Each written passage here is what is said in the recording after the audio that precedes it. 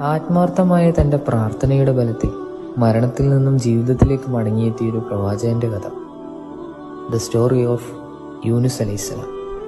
നീണ്ട 33 വർഷം പ്രബോധനം നടത്തിയിട്ടും അദ്ദേഹത്തെ പിന്തുടർന്നത് വെറും 2-3 പേര് മാത്രമായിരുന്നു.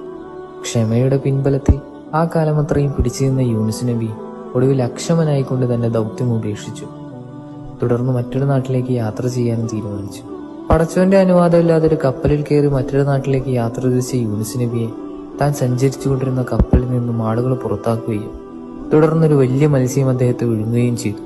പടച്ചവൻ തന്ന ദൗത്യം പാതി വഴിയിൽ ഉപേക്ഷിച്ചതിന്റെ ശിക്ഷയാണിതെന്നും മരണത്തിൽ കുറഞ്ഞ ഒന്നും എനിക്ക് അർഹിക്കുന്നില്ല എന്നും ചിന്തിച്ചു കൂട്ടിയ യൂനുസ് നബി അലൈഹിസ്സലാം ഒടുവിൽ തന്റെ പ്രതീക്ഷയുടെ അവസാന കണികയും മുമ്പിൽ വെച്ചുകൊണ്ട് ഒരു പ്രാർത്ഥന നടത്തി. എന്നെ ഇതിൽ നിന്നും എങ്ങനെയെങ്കിലും ഒന്ന് രക്ഷിക്കണേ എന്നായിരുന്നില്ല യൂനുസ് നബി പ്രാർത്ഥിച്ചത്. മറിച്ച് ഫനാദാ ഫിൽ ളുലുമാതി അൻ ലാ ഇലാഹ ഇല്ലാ അൻത സുബ്ഹാനക ഇന്നി കുൻതു മിനൽ ളാലിമീൻ. നീയാകുന്നു പരിശുദ്ധൻ, നീയല്ലാതെ വേറൊരു ആരാധ്യനുമില്ല, ഞാനിതാ ഒരു തെറ്റുകാരനായിരിക്കുന്നു. ഏറ്റുപറച്ചിലിന്റെ നിഷ്കളങ്കമായ ഈ പ്രാർത്ഥന കേട്ട പടച്ചവൻ യൂനുസ് നബിക്ക് പുറത്തു കൊടുക്കുകയും തന്നെ മത്സ്യത്തിന്റെ വയറ്റിൽ നിന്നും ജീവനോടെ തന്നെ പുറത്തു കൊണ്ടുവരികയും ചെയ്തു.